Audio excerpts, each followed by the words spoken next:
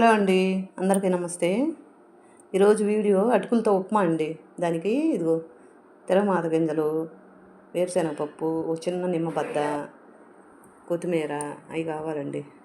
తిరగమాతలో పచ్చిమిర్చి, ఎండుమిర్చి, పప్పులు అవన్నీ వేయించుకొని చూడండి ఎర్రగా వేయించుకోవాలి. మీరు ఏది ఎందలుచుకుంటే అవన్నీ వేసుకోవచ్చండి. అటుకులు శుభ్రంగా నీళ్ళల్లో 2 సార్లు కడుక్కోవాలండి. అటుకుల్లో కనిపించకుండా చాలా మురికి ఉంటుంది.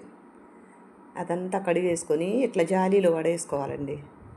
ఇవి వేగిన తర్వాత వేగినవి బాగున్నాయి కరకరలాడతా అనుకున్న తర్వాత ఆ అటుకులు పిండేసిందంతా శుభ్రంగా దాంట్లో వేసేసుకోవాలండి. చూసారా? ఈ వీడియో చూసిన వాళ్ళు అందరూ సబ్స్క్రైబ్ చేసుకోండి. అందరూ చూస్తున్నారు, లైక్ చేయండి, షేర్ చేయండి. ఇట్లా కలుపుకోవాలండి. అంతా తాలింపు పట్టేటట్లు శుభ్రంగా కలుపుకొని ఉప్పు, పసుపు, కారం కావాలి అనుకున్న వాళ్ళు కారం కూడా వేసుకోవచ్చండి. కొంతమంది గరం మసాలా వేసుకుంటారు, అల్లం పేస్ట్ వేసుకుంటారు. నేనేం వేయలేదండి, పిల్లలకు కదా అందుకని ఉప్పు, పసుపు వేస్తున్నానండి. పచ్చిమిర్చి, ఎండుమిరపకాయ వేసాను కదా, అదే ఇంక కారం.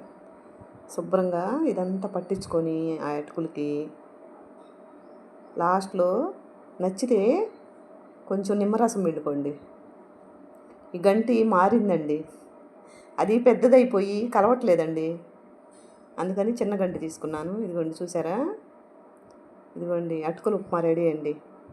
తర్వాత పైనుంచి కొంచెం కొత్తిమీర, నిమ్మరసం పిండుకుంటే ఎంతో టేస్టీగా ఉండే అటుకులు ఉప్మా అండి. కొంతమంది పోహ అంటారు, ఉప్మా అంటారు, రకరకాలు.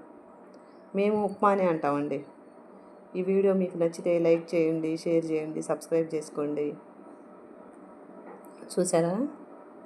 ఇది తొందరగా అరిగిపోయిద్దండి. పెద్దవాళ్ళకి కానీ చిన్నపిల్లలకు కానీ ఎవరికైనా సరే తేలిగ్గా అరిగే ఆహారం అండి ఈ అటుకులు ఉప్మా.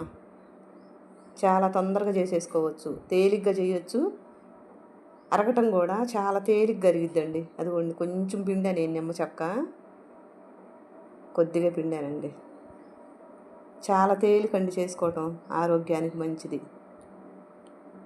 చూసారా? ఇదిగోండి అటుకులతో ఉప్మా రెడీ అండి. కానీ మంచి వాసన వస్తుందండి. ఇదిగోండి ఈ అటుకుల ఉప్మాని పుట్నాల పొడి ఉంటుందండి, శనగపప్పు పొడి అంటాం మేము. ఆ పొడితో కలుపుకొని తింటే చాలా బాగుంటుందండి. ఈ కాంబినేషన్ అటుకులకి అదేనండి. థ్యాంక్ యూ అండి.